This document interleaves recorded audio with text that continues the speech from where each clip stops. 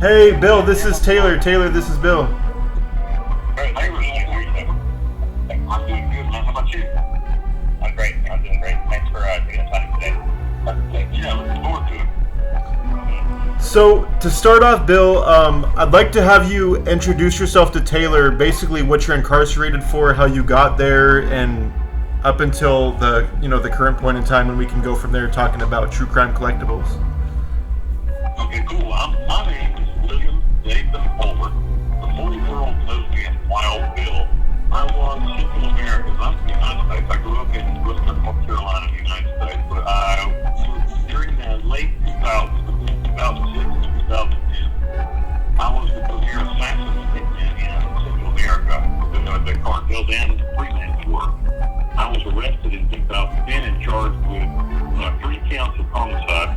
Actually, 3 homicides, but 3 charges of homicide. And I'm serving 46 years inside third world prison in the Republic of Panama. I am also the pastor of the church in prison. I have 12 years. I've been in prison for 12 years. And I'm 12 years and 2 months. I'm the prison chaplain of the most dangerous prison in maybe the Western Hemisphere, but certainly the most dangerous prison in Central America. Great. Yeah, thanks for keeping me updated. Bill, so you're familiar with the term murderabilia, right?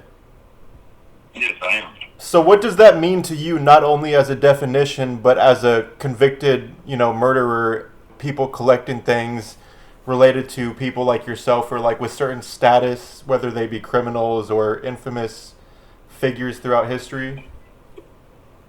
Well, I'll tell you, I think, like my viewpoint, and I want to be real clear about this to people who are listening, is not just the viewpoint of a criminal and not just the viewpoint of a pastor, but kind of a criminal pastor. It's a strange thing, I know, but I've been the pastor of the church for 3 years, so my view is going to be really different than some other prisoner's view is going to be.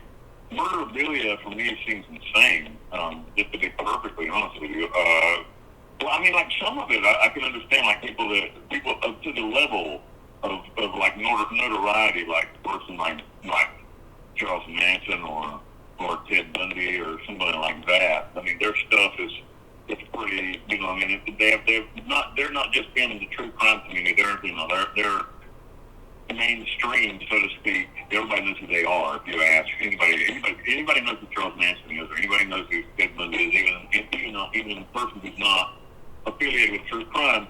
But like for me, I've never made a dime off of murderabilia. I'm going to say it's really hard for me to get it out there, but even when I do get it out there, it's a strange thing that it's myself, I think it's probably, depends on what kind of stuff it is. Like a hand tracing or a signed photograph, I think that's okay.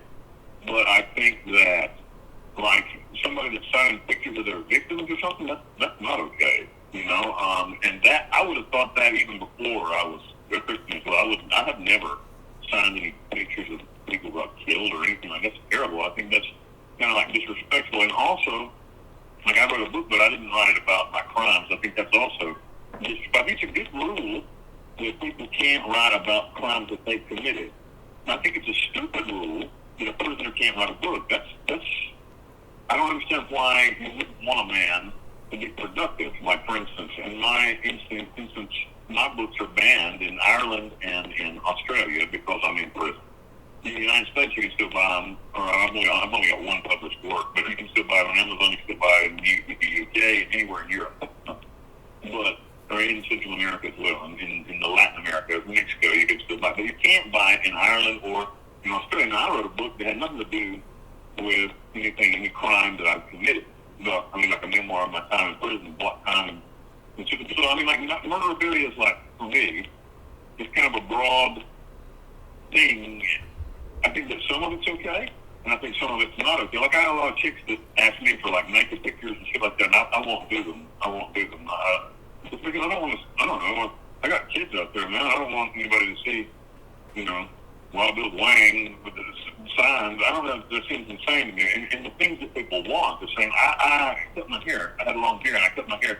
And I had some chick out offer me a bunch of money for a hair to do like satanic rituals with it or something, and I wouldn't sell it either.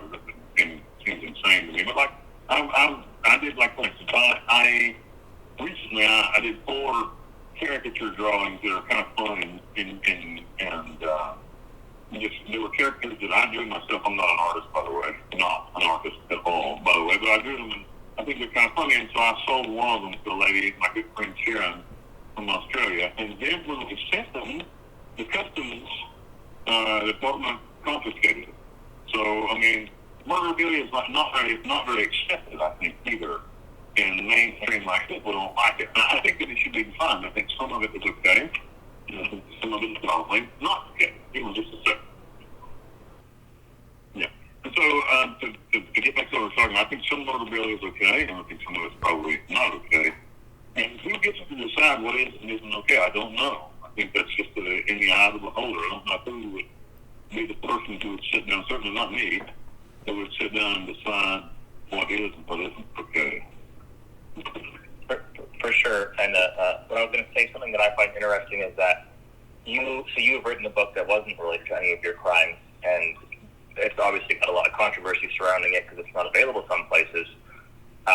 If you were to write a book on your crimes, obviously I think it would be much more controversy, but somebody else can go, another author or journalist can write a book or even do like an interview with you or something like that, or make a documentary, and there isn't any kind of hesitation towards the person having the rights to do that.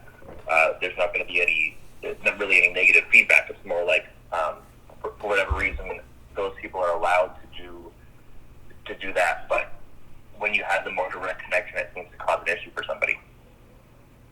Well, I'll tell you something that happened to me that's like exactly what you're saying. I mean, exactly. Just an example. And this is like firsthand, right? So, like in Latin America, I'm fairly famous, like extremely famous, but not very much in the real world. In the first world, I'm not very well known. And I'm beginning to think that that's a good thing. I didn't think it was a good thing at first, but I'm beginning to think it's a good thing. But there was this guy who was a journalist named Nick Foster, who came to see me in like 2014 or 2015 in prison. My lawyer brought him. And they pulled me out and he said, "Hey, I want to do an interview with you and write a book about you." And I said, "Okay." I said, "That'll be $10,000. I'll do the interview for $10,000. He didn't like that enormous amount of money. He's going to make write a book. And, I mean, like, I'm in Latin America in prison, and people say, "Why you want money?" Well, here you have to buy everything. You got to buy toilet paper, man. You got to buy clothes. You got to buy food. They don't give you none of that stuff here. So I'm like, just to live, it costs me $400 or $500 a month. I've got to generate that much money just to live in prison. And he said, "Well, that wouldn't be ethical for me to pay you that money." And I said, "It wouldn't be ethical. It's ethical for you to make $1 million writing a book, but it's not ethical for me to eat a little bit off of that. I mean, what the hell?" So I said, "No, thank you." And actually I said, "If you want the truth and God forgive me," but I said, "Fuck you." That's what I said, and I got up and I left. And then he proceeded to write a book, a published book about an interview that he supposedly had with me that never occurred. And I don't know how much money he made. I don't know how many thousands of books he sold, but quite a few. I mean, it wasn't just an Amazon thing. He was publishing them.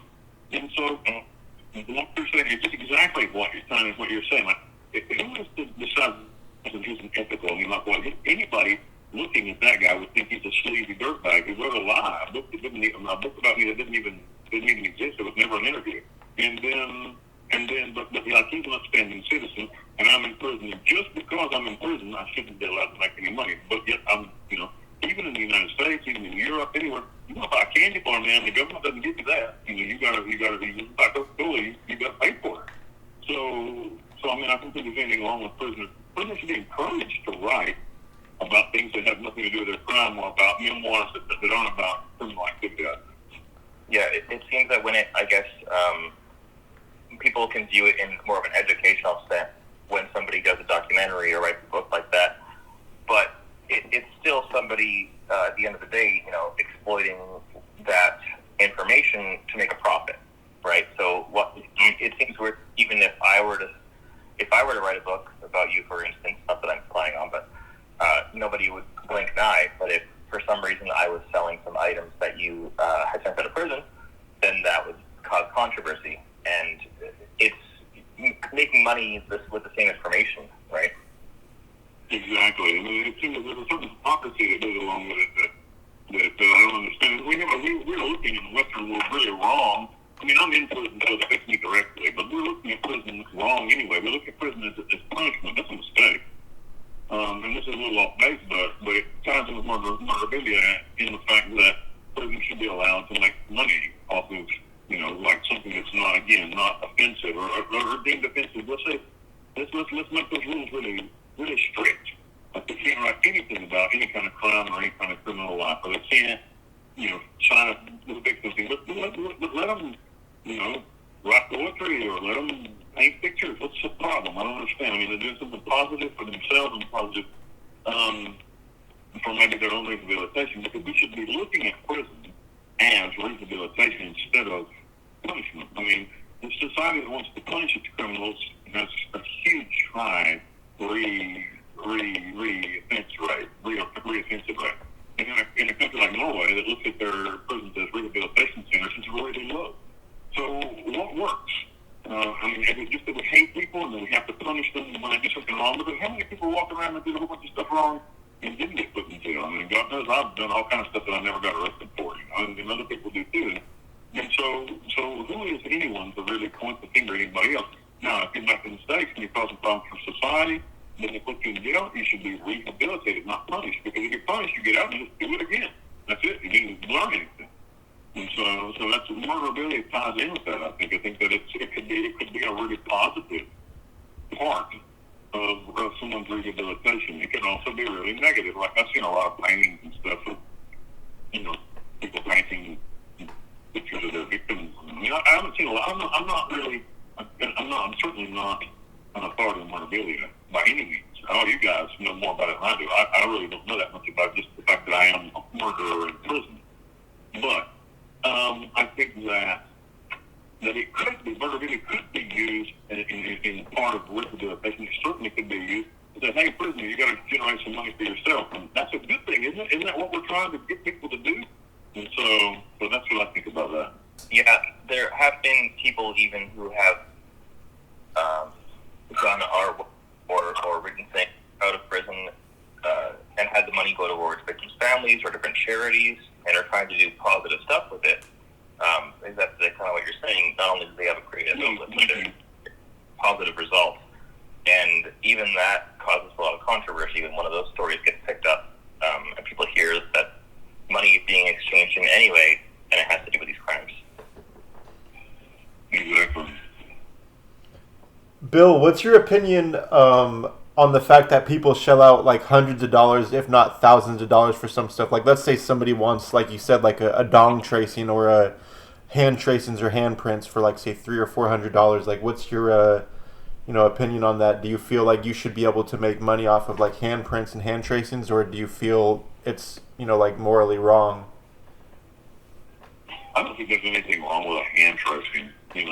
I mean, like, personally, ethically, I would never trace my penis for nobody. I think that, but that's just me. I mean, I think that that's kind of humorous in a way that, like, some chick or maybe some dude even would want a penis tracing. I've had that asked before actually, and like when I cut my hair, I had some chick offer me a bunch of money for my hair to perform some sort of I'm assuming satanic or black magic or some sort of rite or something to the witch, she said. And like those things are ethically wrong to me. I couldn't tell somebody else they can't do them. I don't think free society. I think it's hilarious that people, what the hell would anybody want? I still can't wrap my head around the fact that anybody would want anything of mine just because I'm a murderer. But it's the way it is, and I have been really unsuccessful with Murderabilia simply because of where I am and how difficult. I'll tell you something. I sent a package to the United States. A friend of mine from Australia bought a drawing. I told a little about this already, but she bought a drawing. So I sent four. I said, well, I'll do four. I'll send hers to her, and then I'll have three more to sell. And I sent them to my mother in the United States government confiscated them. I don't even know how. Did they open the package? How did they even know what was in the package? I don't have any clue, but they confiscated them. For 90 days, I've been fighting with customs tickets to turn them loose. I also had like 4 letters from my grandparents who were in their 90s.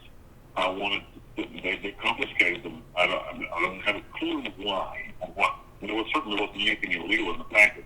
Never had that happen before, but that recently happened, and I'm still in the middle of that situation. So something in the states in the USA, there's a Son of Sam law, which I don't know if you've heard of. It David Berkowitz helped that into place, and it kind of states that it profit off of their crimes. But that seems to be sort of a definition because if you were to write poetry or like you said, like write a fiction book, you're not necessarily profiting off your crime, but there are people who look at that as because you have notoriety for criminal activity, that anything that comes out is could be considered profiting from the crime. So even the actual law that's in place seems to be very vague and a little nondescript, a little hard to follow. I think that it's ridiculous to think that a man, if he is in prison for murder or whatever reason, I mean, that's like saying, let's say Michael Jordan, the basketball player, decides to write poetry, and it's pretty good, and people buy it. And so, well, they're only buying it because he's a basketball player, and it's probably true.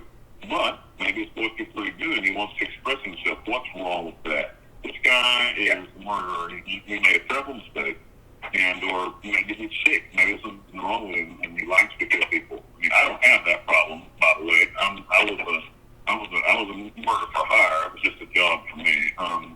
But let's say he's not well mentally. Maybe that poetry could be a really good outlet for him, and also get him to buy candy bars in prison. But we hate people who are in prison so much that we want them to be so uncomfortable for the rest of their lives. What kind of madness is this society? Nelson Mandela said that if you really want to know a country, and you really want to know the heart of a country, then you need to go see what it's like in its prisons. And I think that in the United States, I don't know. I've never been in prison in the United States, so I don't know. But I know in Panama, the prisons are accessible. So the heart of the Panamanian government is really black. Let's say, I don't know how it is in the States, but I just know like the rules that we're talking about here, the rules of saying like this guy can't sell a poem, this guy can't sell a painting of a rose that he did. I mean, like maybe the prison could limit so you can't sell a painting of like somebody killing somebody, just like painting somebody, stabbing somebody. You could sell that. We won't let that out, but we'll let the picture of a rose out. What's wrong with I don't know who I could use it as an example, but what's wrong with some serial killer that is painting a rose and sends it to the street and sells it to them they can buy candy bar and Coca-Cola? I don't understand what the problem. I mean, like, who could possibly have a problem with that? But they do. But also the fact that the people have a problem with it is also part of what makes it expensive and what makes it more valuable. The controversy of it is part of what makes people want it, And so, like I've learned in my own life, not to listen to the naysayers at all and just kind of live. Because if you believe the true crime community is weird. And I want to, this is a little bit of a tangent going off in this direction, but I want to mention the true crime community is really weird, full of weird people because they spend all day long worshiping serial killers. And then when they have a chance to interact with someone like me, they treat them like shit. I don't understand that. If you do that, you're a moron. I'm talking to you who's listening to do that. I have a luxury that other people don't have. I have internet access, and so I'm online, and anybody that's listening to this, they would like to come and say howdy. Please do. It's your Friends of Brother Bill, and also Stone Jug Inspiration. These are two Stone Jug Inspirations where you can find some of my writings, and then Friends of Brother Bill Facebook group. One is a Facebook page, and one is a Facebook group. Just do a search on them. And you can come and interact with me directly if you want to. But you wouldn't believe the amount of people who call me and tell me I'm an idiot because I got caught, or that I'm a monster because I killed people. I'm like, why are you on here? I mean, if you don't like it, and that's nothing about Murderabilia, isn't it? If you don't like Murderabilia, don't fucking buy it. Is that so difficult? I mean, don't buy it if you don't like it. What is the problem? I don't feel like, I mean, there's certain limits of society that I think there are certain things that society should be limiting and censoring. But this isn't, it seems like not very offensive, and also the amount of people who actually like Murderabilia is so small compared to the general population that how could it ever turn into some sort of a problem? I tried my personal view on it. I tried to is offended I would never argue. I just try and mind. Exactly. Like let people do what they want. Hurting people. It's your hobby, right? Like your hobby, right? Like, if it bugs you, ignore it. Let it. Exactly right. So, Bill, this is not necessarily related to Murderabilia, but this is a question that was asked by a listener in regards to your crimes. So, he said, I would ask them if they were influenced by anything such as movie, radio, other serial killers, or perhaps the devil himself. What did they believe was the driving force to push them over the edge? Well, like in my case, nothing was financial, right? But I will be honest with you, from the time, and I really, this is something that I preach. I believe in Jesus Christ, and I believe that there are forces of good and evil. I think it's pretty doggone difficult to say that a serial killer is anything but evil. I mean, I was a hitman, and I killed people for money. And hitman's a really loose term, isn't it? Because I did a lot of contract killing, and I did some killing for myself as well. I mean, we have to be honest about the situation, right? So, how did that happen? One thing it wasn't was one jump from the clean, good world into the dirty, evil world. That wasn't like that at all. And so, was I influenced by other things? Certainly, I was. I worshipped every supervillain, bad anti-hero. In everything, I always was pulling for the bad guy. Like I remember even when I was a little kid. The Batman movie came out. I loved the Joker. Everything about him I thought was great. The original Jack Nicholson Joker, which is the best one. Everybody else is just garbage compared to Jack Nicholson's Joker, I think. But anyway, and then like I remember being really, really enthralled with The Sopranos when it came out. I was like so angry that I had been born into a part of the world where there wasn't any mafia. And that was as a young adult, a young man of 18, 19, 20 years old. And so I surrounded myself in my hobby. And that's another thing which I really find that true crime can be a bit dangerous for some people, actually. And this may offend you, I don't know, but I believe that it's a little bit dangerous. I don't want to spend all my time thinking about killers. Simply because I don't want to spend all my time thinking about killers, because I think that can influence you in a negative direction, just like it did for me. I mean, I spent all of my time in any kind of art or media stuff, closed into my room as a teenager, dreaming of being a supervillain, and I grew up to be one. And what a mistake! I mean, like I'm talking about, I'm a repentant of everything I ever did, and I put myself in a terrible position. I've hurt a lot of people that may or may not have been hurt without my help. I mean, it's a lot to say that if I hadn't killed so many people that somebody else wouldn't have done it. I certainly would have. But I wouldn't have had to take care of the blame, would I? Wouldn't I be a whole lot further along just working at a gas station somewhere? I mean, being free at least, being able to go home at night and lay in a bed with a woman. Here I am in prison. And so nothing that I ever did was worth it, but I know that I was certainly influenced by I focused on totally negative and evil things all growing up. The devil himself, no, I don't. The devil, I always believed in God, and I came from a Christian family, but I kind of got away from that. At 16, when I started getting laid when I was 16, I got away from it, and then just kind of left it all together. And it's not I didn't believe in God, but I just didn't think about it at all until after I got prison. But God was thinking about me, and so instead of killing me like He certainly would have been justified in doing, He stuck me in a Panamanian prison, where now I spend all of my time serving other people, literally serving my fellow man. I preach today at 11 o'clock, or 10 o'clock, 10 to 11 today. And not just preach, I mean, I spend my time helping other people. But your original question was, I influenced by outside of, media stuff? Yes, immensely. So now I won't even listen to the same music. Like I used to listen to heavy metal music. I won't even listen to that music anymore, even though I like it. Because I want the influence of my life to be straight up Christian, straight up do good to your neighbor. Like, and one of the hard things, I mean, like I'm this huge tattooed monster, right? I mean, it's a really hard thing not to return violence with violence, not to return a harsh word with a harsh word, not to turn the other cheek. It's really hard, man. I mean, for me, it was anyway, and it's getting easier, but it's really difficult to do. It's really difficult to take it. And but the results are so much better when you do. When you don't return violence with violence, when you don't return hatred with hatred, the results in your own life are so much better. I mean, like, you know, the things that would have dragged you down, things that would have caused problems for you before, are no longer problematic. The outside influences of other people in my life are not as big a problem now. And also, one thing that I've been benefited, you didn't ask this, but I'll tell you, one thing that I've been benefited from is being hated by everybody. It's an interesting thing. Once you've been hated by the whole world and everybody on the planet talks bad about you, you become immune to criticism. I don't give a shit what anybody says about me. They can say whatever they want because I'm above it now. You know, and at first it was so hard to see yourself on television.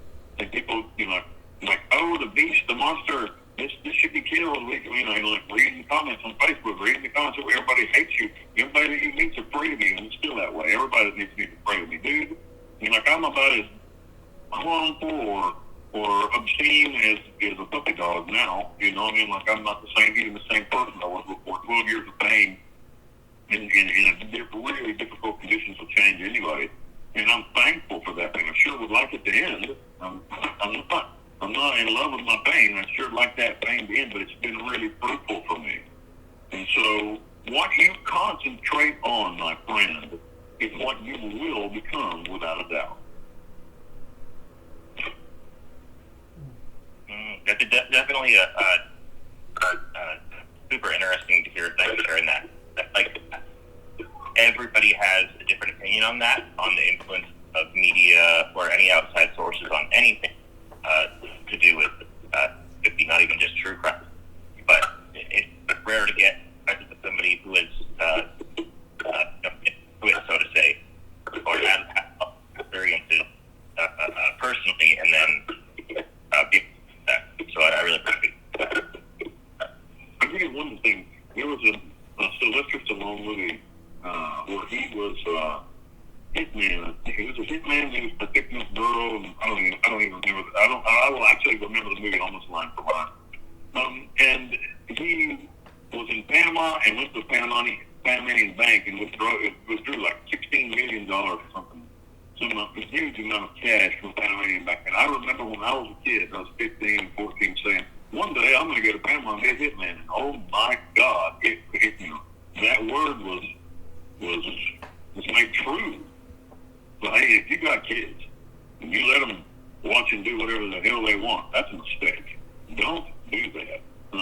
And especially in today's world when you really can't monitor your kids. Who can monitor kids if they got a phone, if they got a computer? Who could monitor them? Nobody can. So you better do your best job about keeping them focused in something positive. Sports, you know, help people learn about stuff finance. You know, one of the things I think that people make a lot of mistakes is I like this guy, Robert Kiyosaki. He's an old guy now. He's been around a long time. But he's like a money guru. And like he said, one of the things that's wrong with society is that they don't give any education at all in high school or in school at all about money. Nobody educates you about money, how to do with money, how money works. Nobody even knows. I mean, people graduate high school, graduate being a doctor, and they never have any clue about how finances work. And that's a mistake. We should be teaching our kids stuff like that. How to be upstanding, good citizens and productive. And we don't do that. We simply don't do it. Nobody did it for me. And my parents were just the best parents in the whole world. They really were. They are. My mother's still alive. My father died, but my mother's still alive. And man, she's just the best woman in the whole world. And she didn't teach me because she didn't know. She didn't teach me things about how to be productive, stuff that people don't know. We're all part of this great big system, and we don't have a clue what's going on. And then when you step outside that and you want to rebel, most people do it like I did. Well, they don't do it to the level that I did, but you rebel in a negative way. You can be a rebel in a positive way. You can break the mold in a positive way, but you're going to have to concentrate on something positive. Mm-hmm. Yeah, it's hard to know how to like, you don't, even if your intentions are great for raising a kid or for any kind of influence you have on somebody, you can't teach something that you don't know. You can't teach things that you never had the experiences in. That's right. Is there anything that you want to round out talking about, Bill? I'll tell you something. Before we go, I I just wrote a piece. I won't read it online because I can't even pull it up. While we're talking, I can't pull it up. But I was thinking about something today. One thing's really difficult being like a little famous. I'm not famous. I'm a little famous. And that's a difficult place to be. It's okay to be without any notoriety at all. That was good. I liked that. Not anybody knows who I was, just being a ghost. That's a good thing. And I think it would be a lot of fun to be really famous. But being a little famous really sucks. And I'm going to tell you why. Because your friends and any kind of romantic interest that you become involved with because they find out about your little fame. You're a little famous. And some people want to be next to you because of that. And that's not wrong. It's not bad that they want to be next to you because of that. But what ends up happening is that when they find out that you're just a normal dude, they lose interest. I've been to a lot of women like that. I've got a girlfriend right now, one of them. I'm not talking about her. She's not fiancé. And I'm not talking about her.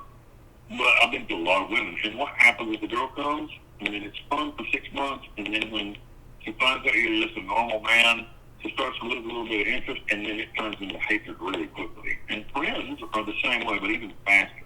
With friends, it happens even faster. You meet somebody that wants to be part of the Wild Bill team, or, if you're somebody else, I'm just using myself as an example, that wants to be part of the Wild Bill team, and they offer, and they want to help, and they want to help you edit this, and they want to help you do that. And then after they talk to you long enough to find out you're just a normal person who is in an extreme situation, they kind of begin to hate you. It's weird. And so I myself have become like I play a part in a way online. Online I play a part, even though I'm Brother Bill online, Brother Wild Bill, and I try to push the message of Jesus Christ. Accept Jesus Christ, so you don't have to burn in hell. I present the message a little friendlier than that, certainly.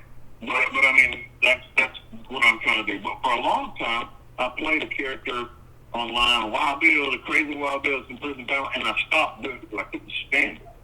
I just couldn't stand being Wild Bill. I just hated it. I couldn't stand, all the women fall all over me and offer me with they want to have my children, and it sounds great, and it was fun for about a year, and then it got really annoying because it's bullshit. It's not real, and you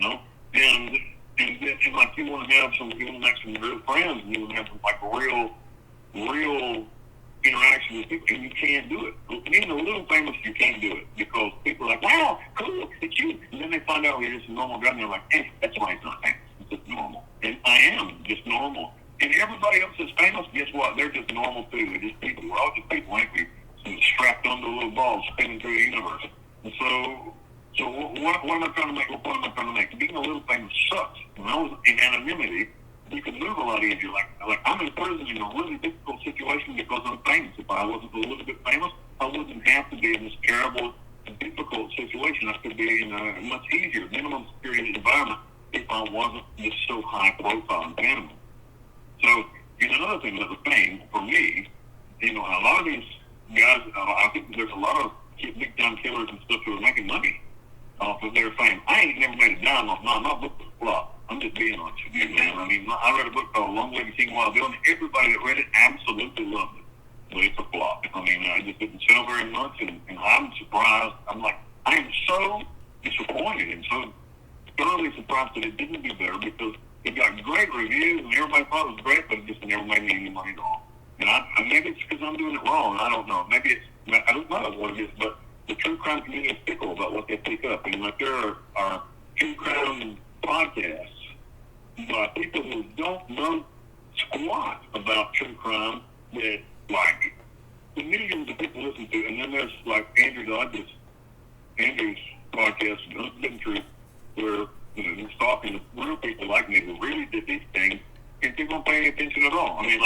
Don't get me wrong, I'm not knocking Andrew's show. Andrew's show has a great following, but it doesn't have a following like some of the other shows that are making $250,000 a month. And so, what is it? It's all about entertainment, isn't it? It's not about substance. You want to read about what Third World Prison Site, go buy my book, Long Live the King Wild Bill. It's on Amazon, $12, best 12 books you'll spend today. You have a lot of fun with it because it's true, and the stories in it are hilarious and great and wonderful and, and heartbreaking. And they're true because I live them. But people don't buy that stuff either. They want to go and read Shawshank Redemption, which is a bunch of bullshit, and it never ever happened anywhere in any place in the history of the world could that ever actually happen. Never. You're going to tell me it's on Shawshank Redemption. You bunch of idiots that like that movie. You're going to tell me the guy lived in the same cell in a prison for 20 years? What? I mean, in what prison would you live in the same cell for 20 years while you mind a little hole in the wall? And they would never have a search strong enough. In 20 years, they never had a search strong enough to find a huge gaping hole in the wall. What a bunch of idiots. What a stupid story. Everybody loves it. But what a stupid story. I mean, like, if you've ever been in prison, you'd know that story is bullshit. And it's not possible. And then, like, another guy like me, some boy idiot, who writes about what prison's really like, which is much more interesting, much more heartbreaking. Nobody reading it. Yeah, I think people want, they either want a feel-good story or they want the, or what they think is the reality. And people aren't, unless people, like Andrew, are talking to inmates directly and getting these real stories, then people aren't getting the proper information. They like what they like, and it's not accurate to reality or accurate to, it's not necessarily a positive thing for them. It's entertainment as opposed to knowledge. Yeah, exactly. Mm-hmm. And so, that's the world we live in, isn't it? I mean, the masses want to be entertained. They don't necessarily want to be educated.